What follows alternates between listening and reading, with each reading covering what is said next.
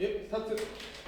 예, 안녕하십니까. JTB 총선 특집 총선 현장을 가다 전 시민기자 최강욱입니다. 오늘도 여러분들 많이 기다리셨을 텐데요.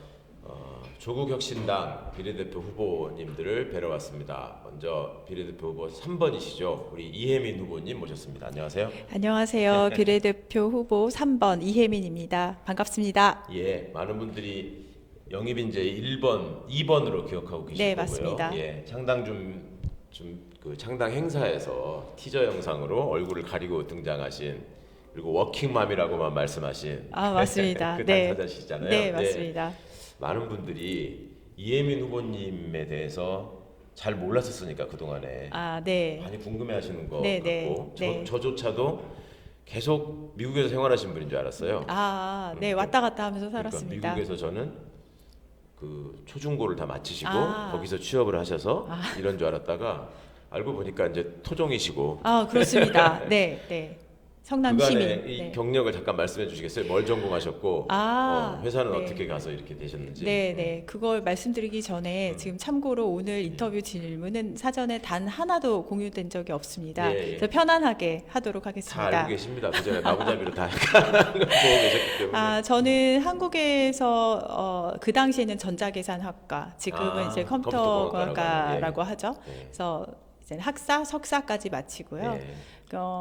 한국교육학술정보원이라고 캐리스라는 교육부 산하기관에서 연구원으로 일을 내가 하다가 네이스 만들고 뭐 이런데. 맞습니다. 네, 네. 예. 거기서 일을 하다가 거기서는 저는 이제 국가전자도서관 사업을 했습니다. 네. 담당을 했었고, 그리고 나서 이제 여러 가지 뜻이 있어서 미국으로 박사과정에 이제 유학을 갔습니다. 네. 그래서 UC 얼바인에서 공부를 하다가 3년 반을 하다가 저는 이제 아이를 낳고 박사 과정은 스탑을 했어요. 네. 스탑을 하고 거기서 한 2년 정도 더 살다가, 그러니까 미국에서 그 당시에는 5년 반 살다가 다시 한국으로 왔습니다. 당시에 네. 학위 네. 때문에 가셔서 5년 반 사신 거. 예. 다시 한국으로 올 때 이제 구글 코리아에 입사를 했고요. 그래서 구글 코리아의 첫 번째 프로덕트 매니저로, 그다음에 첫 번째 여성 엔지니어 멤버로 이제 구글 코리아에서 일을 시작을 해서 11년 동안 코리아의 첫 번째 여성 예, 멤버. 예. 11년 동안 팀이 다 전 세계에 흩어져 있고 저의 매니지먼트 그룹은 다 미국에 있었기 때문에 네. 1년 내내 이제 출장을 다니며 11년을 버티다가 2018년도에 이제 구글 본사로 끌려가서 굉장히 버텼기 때문에 네. 그런 표현을 좀 쓰고 싶습니다. 2018년도에 저희 매니저가 엄청 기뻐했죠. 네. 이제 본사로 끌려가서 그때부터 구글 본사에서 구글 검색 담당, 그리고 나중에 구글 지도 담당하는 프로덕트 매니저로 일을 하다가 2022년 8월 달에 예. 또 뜻이 있어서 새로운 도전을 해보고자 작은 스타트업 경영진으로 최고 제품 책임자로 이제 조인을 했습니다.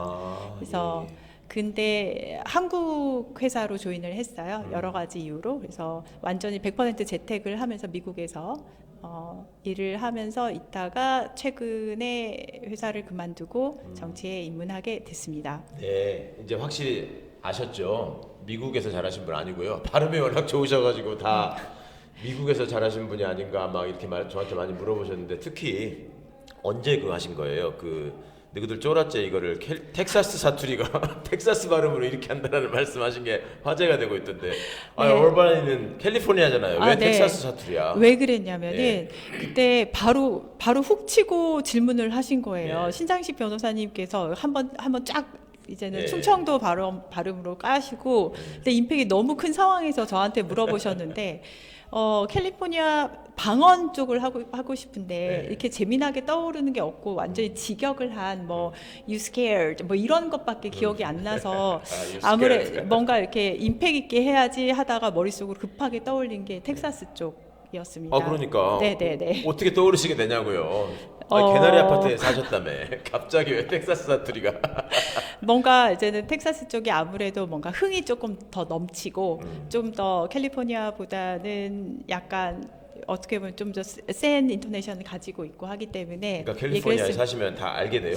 텍사스 어, 억양은 이렇고 아리조나 네, 억양은 이렇고 이런 걸. 어느 정도는 알죠. 동부 좀 다르고 네, 텍사스 확실히 다르고 전 서부 쪽에 있으니까 또 캘리포니아 쪽에 어떤 특징이 또 있어서 네, 그냥 살면서 알게 된 것 같습니다. 이건. 하여튼 네. 재밌었습니다. 근데 이제 한국에서만 자라서 영어를 하시는 분들은 프로덕트라고 하거든. 그렇죠. 예, 컨택트라고 하고. 프로덕트 그렇죠. 네, 네, 네, 네. T 발음을 미국 네. 발음으로 본토 발음으로 하셨던 분들은 다 없애거든. 네, 그래서 그러니까 제가 사실은 고치고 있는 게 있습니다. 뭘요? 지금 방금 전에도 스타트업이라고 말씀을 드렸잖아요. 예. 근데 제가 영입식 할 때만 해도 그걸 인지를 못하고 너무 자연스럽게 예. 스타트업에서 아, 그렇죠. 아니 그래서 미국에서 오신 분은 사신 분들 그래서 알았다니까. 나중에 그거를 제가 모니터링을 하면서 안 되겠다 예, 싶어서 그 다음부터 연습을 해서 프로덕트 매니저, 그 다음에 스타트업 이렇게 발음을 하고 있습니다. 예, 예. 점점 이제 한국 정치와 한국 현실에 네. 적응해가고 계시는 모습으로 알겠고요. 그 프로덕트 매니저라고 하는 거는 그 분야를 총괄하시는 거예요. 그러니까 우리가 구글 맵이나 구글 검색 기능을 많이 쓰잖아요. 네. 그러면 그런 분들은 그걸 쓰실 때마다 이거를 이혜민 후보님이 이걸 다 만드셨구나 이렇게 생각하면 되는 거예요? 네, 그렇게 생각을 하셔도 됩니다. 근데 이제는 그 안에는 수많은 프로덕트 매니저들과 수많은 엔지니어들의 그 에너지를 다 갈아 넣어서 만든 거기 때문에 뭐 혼자서 만들었다고 절대 말씀드릴 수는 없고, 다만 프로덕트 매니저의 어떤 역할이 어떤 구역, 어떤 제품을 전체 처음부터 끝까지 책임을 지는 사람이기 때문에 예. 구글 지도를 예를 한번 들어볼게요. 예. 구글 지도는 그냥 네이버 지도나 지금 다음 지도나 지금 우리가 사용을 하고 있는 지도의 그 어플리케이션을 생각을 하시면 됩니다. 예. 안에서 들여다보면 크게 세 파트로 팀이 나눠져 있어요. 지도 데이터, 최대한 쉽게 설명을 드리면 지도 데이터를 모으는 데이터 팀이 있고요. 그 차로 돌아다니면서 찍고 다니는 그렇죠. 분들. 그것뿐만 아니라 거기 위치, 이제는 경도, 위도부터 시작해서 이런 지도 데이터들이 모이는 영역이 있고, 네. 그 데이터를 사용한 여러 가지 기능들을 만드는 팀이 있어요. 네. 그 기능들을 만드는 팀이라 함은 뭐 내비게이션부터 시작해서 아니면 어디 무슨 그 찻집 정보 뭐 이런 식으로 그런 정보들 사용자들한테 실제로 서비스를 하는 기능들을 만드는 예. 팀이 있고, 데이터 팀, 기능을 만드는 팀이 그 있고. 유럽 여행하시면서 찾아보신 분들 다 지금 떠오르실 거예요. 그런데 그게 사용자한테 전달이 되려면 네. 사용자에게 나가는 길이 세 군데가 있습니다. 네. 세 군데가 보통 이제 업계 용어로는 플랫폼이라고 얘기를 하는데, 외부로 나가는 케이스가 있고, 네. 여러 브라우저가 네. 있죠. 크롬이나 이렇게 웨일이나, 또 하나는 안드로이드를 얹은 안드로이드 그 운영 체제를 얹은 갤럭시 뭐 이런 폰들에 나가는 앱이 있고, 그다음에 애플은 이제 iOS라는 운영 체제를 사용을 하는데 거기에 올라간 앱을 통해서 나가는 두 가지 앱이 있어요. 구글 로고가 나오는 그 구글 네, 앱은 그렇죠. iOS용, 안드로이드용이 네, 있고, 네, 네. 그다음에 크롬에서도 우리가 구글을 그렇죠. 그래서 세 군데가 있고. 있습니다. 그러면은 네. 어떻게 하냐면 제가 맡고 있었던 데는 그 중에서 안드로이드로 나가는 모든, 아하. 이게 예. 핸드폰이 됐든 태블릿이 됐든 아니면은 뭐 AI 디바이스가 됐든 예. 아니면 나중에 했던 건 제가 이제 스마트워치, 구글 스마트워치, 아마 갤럭시 워치 쪽인데 거기에 올라가는 것까지 다 안드로이드라는 곳에 올라가 있는 구글 앱을 이제는 얘가 나가는 통로를 제가 맡고서 네. 이제는 최종 결정을 내리면서 어떤 제품이 이제 어떤 기능이 네. 이제 사용자들한테 나가는 것이 좋겠다 이런 것들을 했습니다. 이제 확실히 아셨을 것 같아요. 그래서 후보님은 지금 삼성폰을 쓰고 계십니다. 둘 다 씁니다. 사실 제가 폰이 좀 많아서. 네. 왜 네. 폰이 이렇게 많으세요? 무슨 한동훈도 아닌데 여러 가지 전화를 저는 예. 그 와치도 종류별로 다 있어요. 왜냐하면 테스트를 좀 많이 하느라고. 이유가 있습니다. 프로덕트 매니저가 해야 되는 굉장히 큰 역할이 이 모든 팀에서 사용자를 대변을 해서 이야기를 하는 유일한 사람이에요.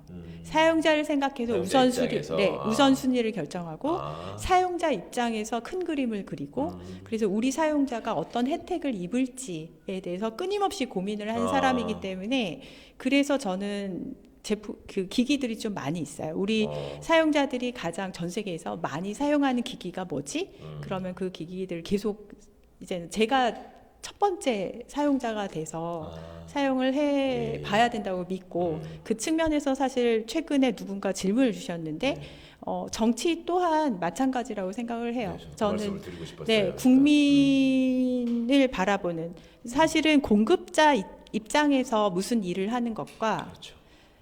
그걸 이렇게 반대로 돌아서서 그것을 받는 사용자 국민 입장에서 받는 것은 완전히 다른 얘기예요. 맞습니다. 예, 그래서 정말 다르죠. 네. 완전히 다르고 언제나 그 공급자는 공급자가 생각한 어떤 논리 구조나 예. 공급자 쪽에서 먼저 고민했던 것을 풀게 돼 있어요. 그게 더 네. 편하니까. 그렇죠. 근데 그것을 받는 사용자는 그런 건 아무 의미가 없어요. 네, 그렇죠. 네. 사용- 내가 쓰기 편해야지. 그렇죠. 네. 내가 사용하기 편하고 내가 실질적인 혜택을 입어야 되고 네. 그게 제일 중요한 거거든요. 그래서 저는 계속해서 사용자 입장에서 바라보는 역할을 해왔기 때문에 큰 꿈 중에 하나가 우리 정치가 최대한 국민 쪽에서 바라보는 이렇게 시선을 국민 쪽으로 다시 돌리는 예. 그런 정치가 됐으면 좋겠다는 좀 큰 희망을 가지고 너무너무 있어요. 설득력 있는 말씀 같아요. 저도 들으면서 설명을 쭉 들으면서 이분은 의정 활동을 하시게 되면 굉장히 사전 경험을 통해서 많은 것들을 하실 수 있겠구나 싶은 생각이 들었거든요. 그러니까 그 사용자의 입장에서 모든 것을 본다라고 하는 것이 정치의 영역에서 보자면 시민들이 왜 선거 때가 되면 내가 선호하는 후보 또 그 후보를 통해서 실현하고 싶은 열망 뭐 이런 것들을 많이 이제 표출하시잖아요. 그렇죠. 근데 막상 이제 의정 활동이 시작되게 되면 네. 그 안에서 또 따로 돌아가는 구조가 있기 때문에 내가 기대한 게 저 모습이 아니었는데 그렇죠. 저 사람 네. 저렇게밖에 못해 이런 네, 생각들을 네. 많이 하시고 또 정치에 대해서 실망하시게 되고 네. 그러니까 매번 선거 때마다 나오는 얘기가 물갈이 얘기가 나오고 이렇단 말입니다. 그 정치도 사실은 어찌 보면 전문성을 띠고 있는 분야인데 그 사전에 이 유권자들과 시민과 호흡하는 훈련이 되어 있지 않으면 그 안에서 이제 괴리되고 정치에 대한 불신을 오히려 조장하는 경우가 있어서 후보님의 경험이 굉장히 소중하게 쓰여지면 좋겠다는 생각을 했고요. 말씀드리면서 문득 생각난 건데 공급자와 수요자의 입장 차이가 최근에 그 대파 가격 사건 보셨어요? 듣기만 했고 아주 자세하게는 잘 못 봤습니다. 대통령이 가니까 네, 맞아요. 대파 한 단 값이 막 갑자기 확 떨어졌잖아요. 네, 떨어진 거. 네. 그러니까 공급자는 대통령한테 잘 보이기 위해서 느닷없이 거기다가 숫자를 바꿔가지고 바꿔서 그렇게 넣는 해놓을 수 거죠. 있지만 네. 수요자인 소비자의 그렇죠. 입장에서는 네. 너무 어이없는 일이었잖아요. 그렇죠. 맞습니다. 그런 것들이 말하자면 전형적으로 네, 네. 예, 자기 입장에서만 모든 걸 바라보는 거기서 생기는 괴리. 그러면 그거 자체가 얼마나 많은 분들에게 실망을 주고 불신을 낳겠습니까? 맞습니다. 그래서, 그 대파 가격만 해도 그럴진데 예. 정책들이 나온 것은 사실은 대파와는 비교가 안 될 수준의 네. 우리 국민들의 삶에 영향을 엄청난 끼치잖아요. 파장과 영향력, 네. 특히 우리 미래에까지 영향을 그렇죠. 미치니까. 네. 그래서 거기에 대해서 인지를 하고 진행을 하는 것과 예. 또 예를 들어 똑같은 일을 하더라도 예. 인지를 하지 않고 진행을 하는 거는 너무 큰 차이가 있는 것 같아요. 네. 그렇죠. 네. 지금 이 정부가 어떤 이 심판 여론을 국민들의 마음속에 이렇게 담게 한 주요한 이유가 그런 모습들이었잖아요. 네. 그러니까 신년대담을 그렇게 녹화로 진행하면서도 나는 과학기술을 중시한 대통령으로 기억되고 싶다라고 얘기하면서 실제 하는 행동은 근데 그런 부분들은 현장에 계신 분들은 어떻게 받아들이실까요? 그러니까 이제 의사 선생들도 요새 네. 우리가 90% 이상 소위 2번 후보를 찍었는데 네, 네, 네. 지금 와서 이제 이거 어쩌야 되나 이제 이런 후회들을 많이 하시나 봐요. 네, 근데 네, 네. 이공계에 계신 분들이 그런 어떤 그 R&D 예산관 저도 엄청나게 많은 그 사연들과 그 항의들과 고충들을 들었거든요. 네. 근데 현장에 계신 분들이 제일 황당해 하시는 건 뭐던가요? 그러니까 제일 황당해하는 건 어떻게 보면은 설명이 없다예요. 아예 아무런 얘기가 없었다.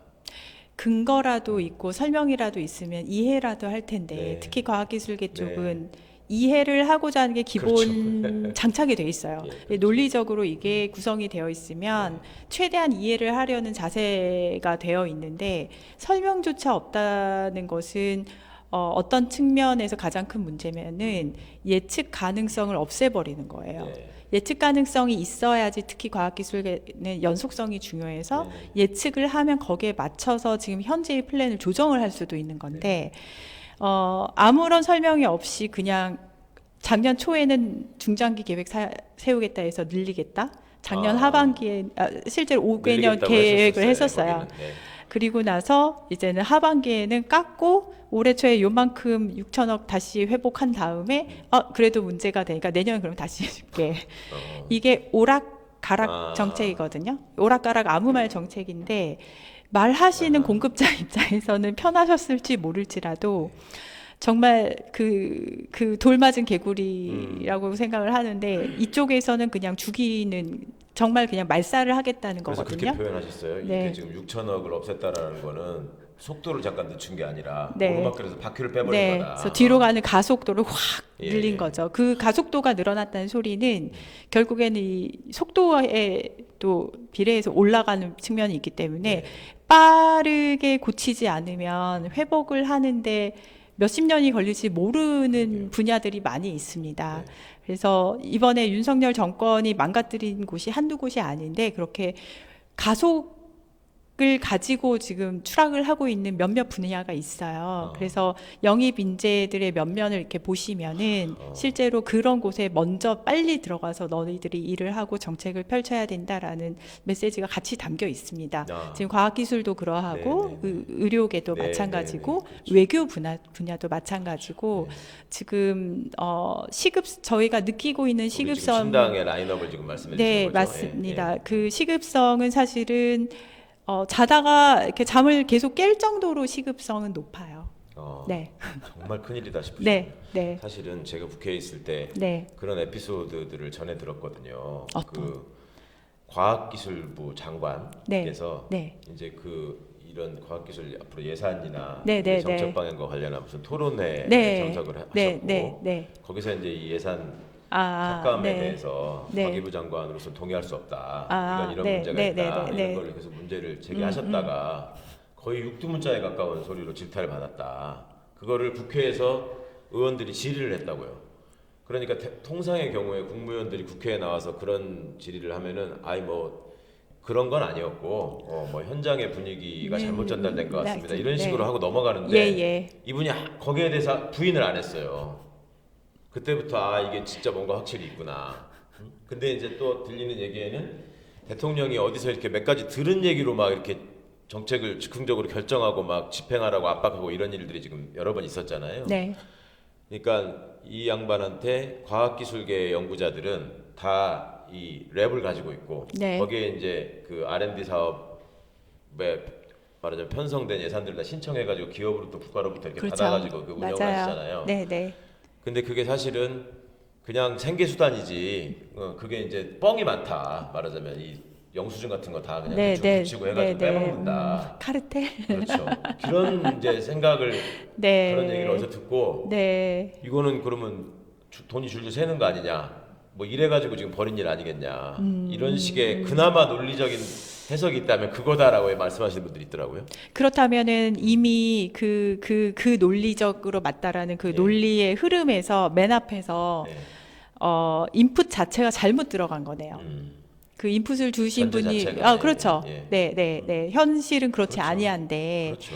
그렇다면 거기에 근거를 해서 결정을 내리셨다는 것은 결국에는 다시 돌아와서 적재적소에 사람이 제대로 전문가가 배치가 돼 있나 그런 질문은 안 할 수가 없고요.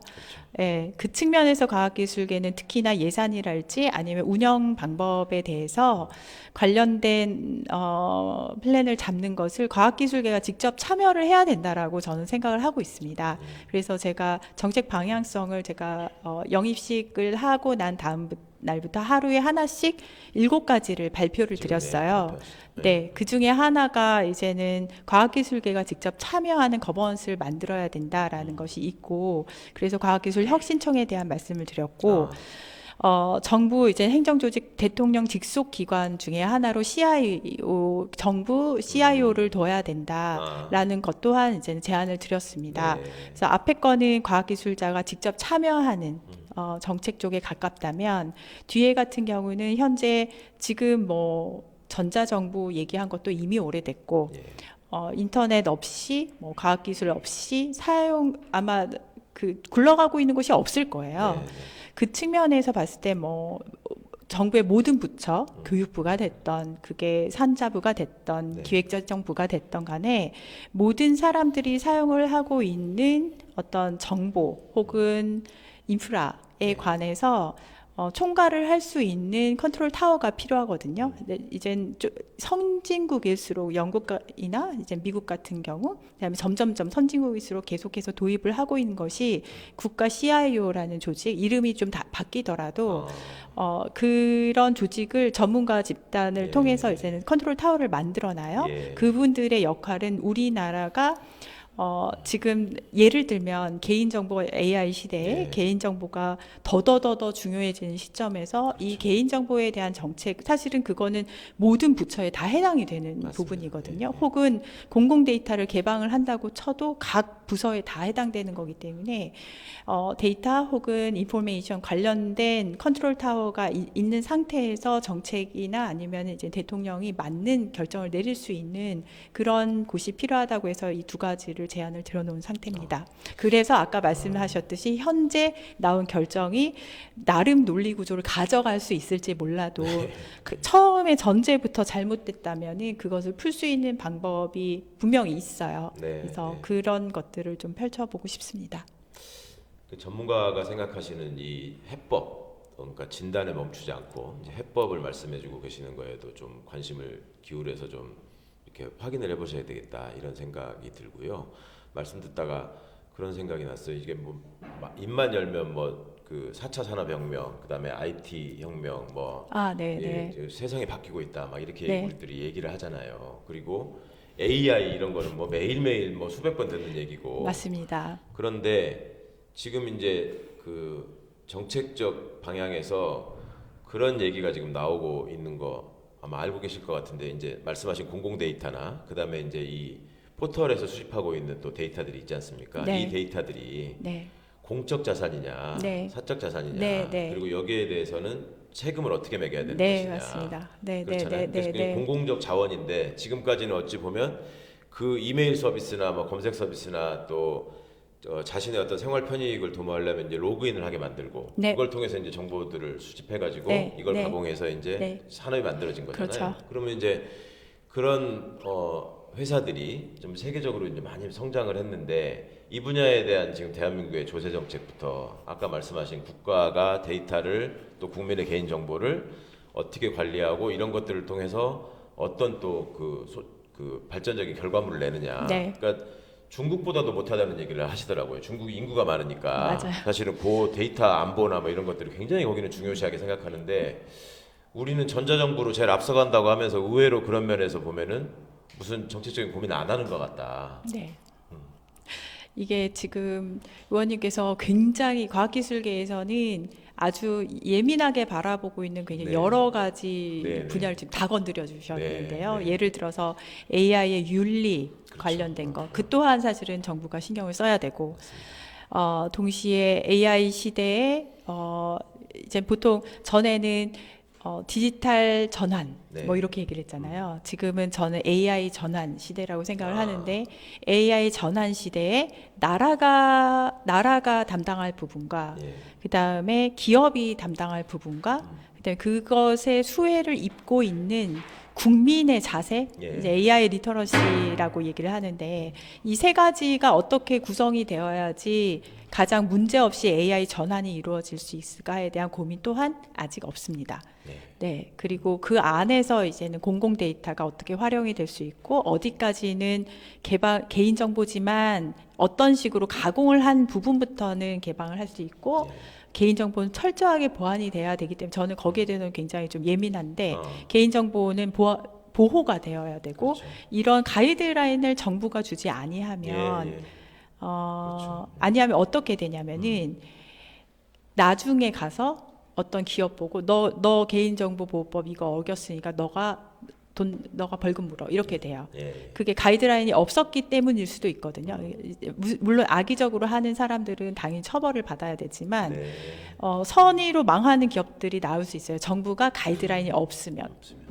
그렇겠네요, 당연히. 네, 네. 근데 그거는 그 아주 중요한 산업, 우리나라 산업이 이제 뭐 전 세계적으로 좋은 기업들이 나오기 위해서 반드시 필요한 부분이고, 그리고 그 가이드라인을 만들 때 전 세계에서 돌아가고 있는 여러 가지 표준화 이런 걸로부터 동떨어져서 만들 수가 없어요. 갈라파고스가 되기 때문에 인터넷에는 국경이 없거든요. 예. 그러기 때문에 다른 나라의 정책까지 다 보면서 만들 수 있는 전문가 집단이 필요합니다. 실제로. 그 측면에서 지금 말하면서 조금 속상한 게 지금 말하는 모든 게 지금 하나도 준비가 안 되고 그렇죠. 예. 있어서 기업에서는 예를 들어서 작년에 챗 GPT로 막 난리가 났잖아요. 네네네. 그래서 이제 라지 랭귀지 마들 뭐 LLM 얘기를 많이 하는데 우리나라에서 뭐 의료 쪽에서 LLM 사용하려면 규제가 뭐예요? 네.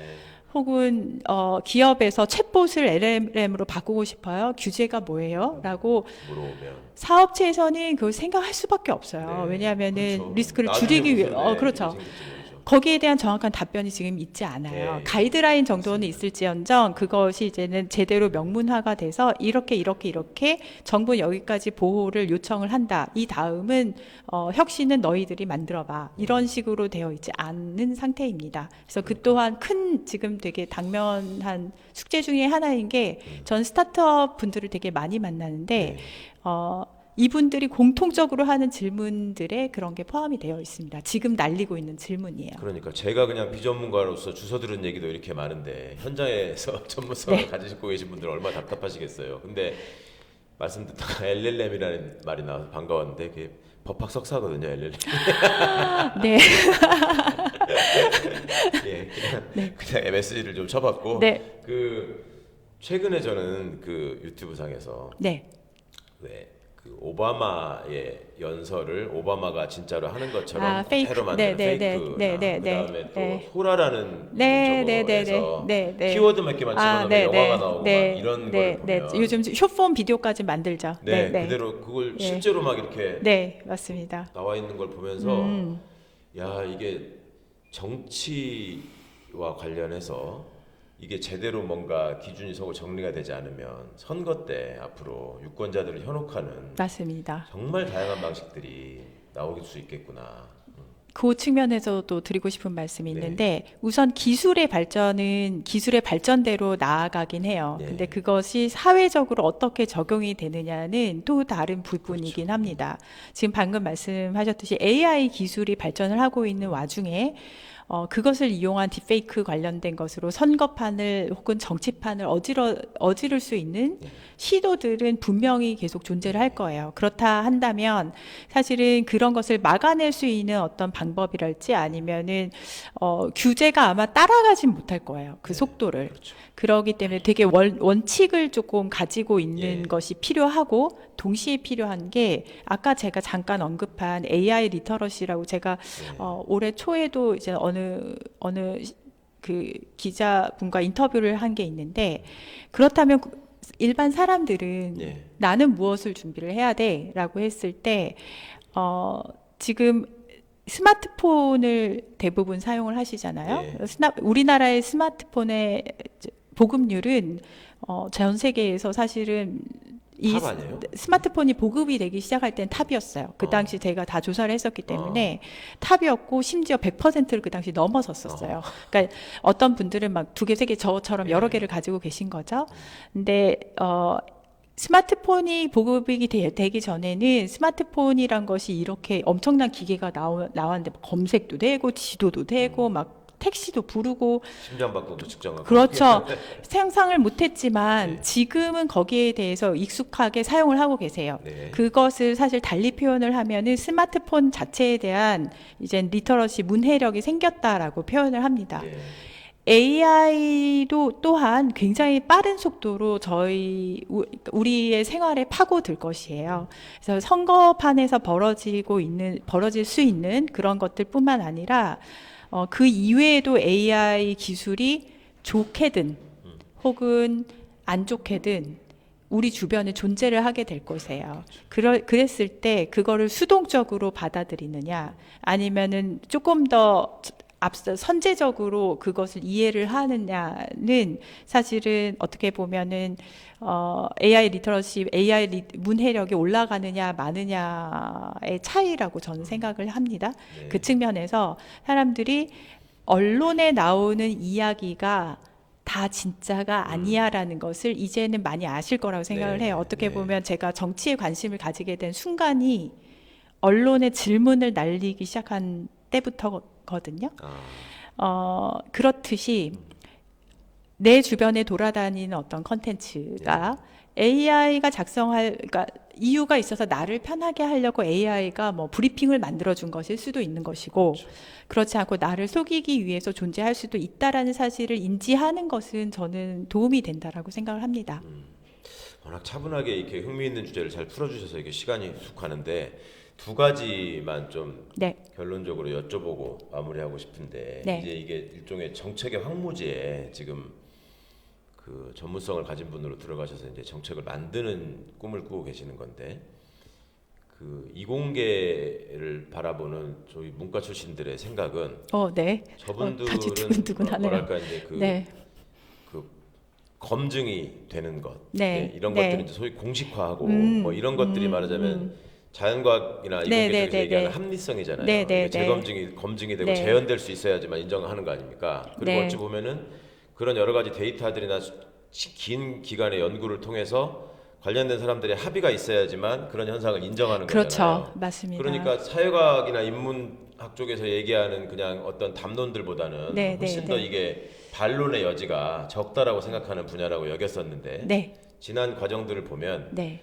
백신 가지고도 뭐 트럼프를 포함해서 한국의 지금 소위 보수 정당에서도 음모론을 계속 제기했고 네. 그렇잖아요. 네. 그다음에 기후 위기 문제에 대해서도 역시 음모론이 있고 네. 네. 뭐 그런 것들을 보면서 아무리 지금도 저기 달에 간 적이 없다, 뭐 지구가 평평하다 이렇게 믿는 사람들이 있다고 하지만 뭐 해가 돈다 예, 뭐 이런 거. 네. 이런 반과학적인 네. 문제를 네. 과연 이제 행하시고 하는 그 AI 분야에 대한 대비 또 4차 산업혁명 시대의 네. 우리의 기준 이런 네. 것들을 만들 때 네.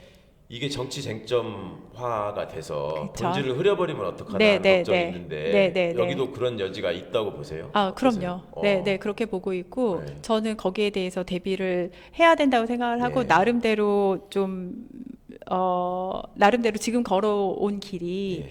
그거에 굉장히 익숙한 사람이에요. 왜 그러냐면은, 저는 프로덕트 매니저로 일을 했잖아요. 예. 엔지니어가 아니라. 물론 저는 공학을 전공을 하긴 하였으나, 엔지니어가 아니라 프로덕트 매니저라는 소리는 방금 말씀하셨듯이 진짜 순수하게 어떤 기술 알고리즘 혹은 뭐 과학 기술 쪽에 집중을 해서 하고 계시는 분들과 함께 네, 네. 실제 사용자에게 다가서는 중간자 역할을 계속 해왔거든요. 예.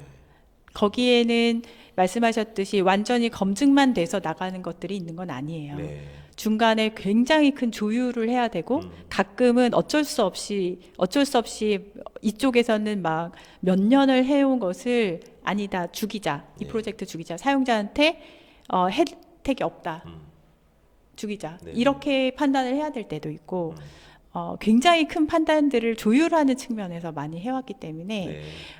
정치 쪽으로 이걸 옮겨왔을 때 그거보다 더 했으면 더 했지 복잡도가 낮을 거라는 생각은 안 합니다. 네. 하지만 제가 추구하고자 하는 가치가 있고 그 다음에 여기에 대해서 풀어내고자 하는 열린 마음이 있고 그리고 그런 것을 이제 프로세스를 거치면서 현실화할 수 있는 어떤 그 차근차근 마련을 해나가는 데는 굉장히 익숙하거든요. 네. 한 번에 진짜 한 술에 배부른 일은 저는 세상에 존재하지 않는다라고 생각을 하기 때문에 한 칸 한 칸씩 가는 거에 굉장히 익숙한 사람이에요. 그래서 그런 강점을 살려서 좀 지금까지는 좀 다른 정치의 모습을 보여줄 수 있지 않을까, 복잡도를 최대한 풀어내는 역할을 할 수 있지 않을까 싶습니다. 사실은 정치가 지향해야 될 새로운 모습과도 관련이 있는 거라서 앞으로 좀 많이 역량 발휘를 해주셔야 될 것 같고요. 네, 또 하나 마지막 질문은 이겁니다. 그 이공계에 계신 분들은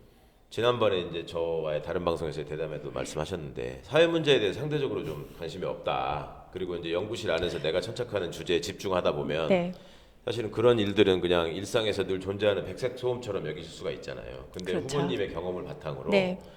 정치라고 하는 것이 왜 우리의 일상에서 특히 이공계 영역에 계시는 분들에게도 왜 이게 중요하고 필요한 것인지 이거 그래서 나는 어떤 점 때문에 정치에 관심을 갖게 됐고 네. 지금 이 자리까지 오게 됐는지 네, 네, 이걸 네. 조금 나눠주시면 네. 좀 선택에 도움이 되실 것 같아요. 네, 지금 시간이 좀 많이 지난 것 같아서 좀 축약을 하자고 한다면은 지금 말씀을 하셨듯이 과학기술계에 계신 많은 분들이 자기가 하고 있는 연구, 본인이 하고 있는 프로젝트가 잘 되고 있는 것에 굉장히 만족을 많이 하세요. 그 네. 자체에서 큰 어떤 만족을 느끼고 계시기 때문에 어떻게 보면은 다른 영역에 비하면 정치에 대한 관심으로도 좀 동떨어져 있는 것들은 맞는데 네.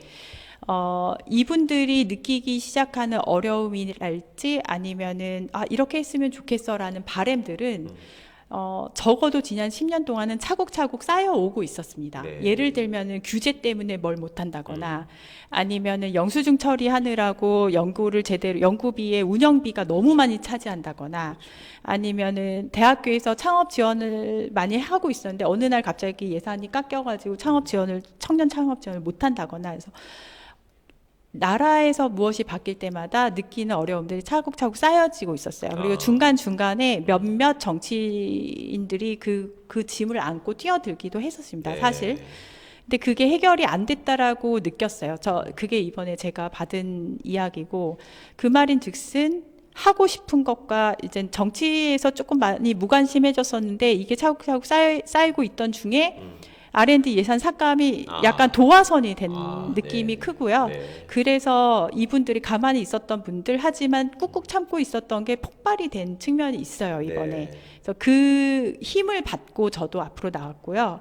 그랬을 때 우리가 이룰 수 있는 것은 그 힘을 받은 김에 그 어떤 모멘텀을 살려가지고 지금까지 쌓아왔던 것 중에 제일 급한 것들 위주로 풀어가면서 실질적으로 과학기술계가 내가 정치에 관심을 두었을 때 내가 지금까지 불편했었던 것들 혹은 내 연구를 발목을 잡았었던 것들을 없앨 수 있구나.